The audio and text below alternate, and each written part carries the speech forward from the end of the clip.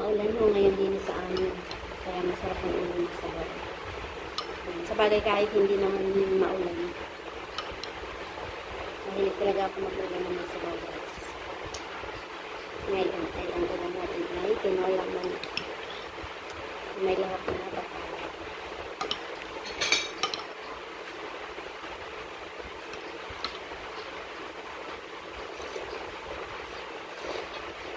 Sarap.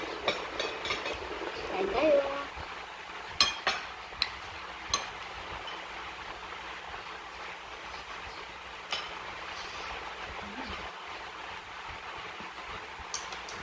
Hindi ka masyadong maulan sa atin.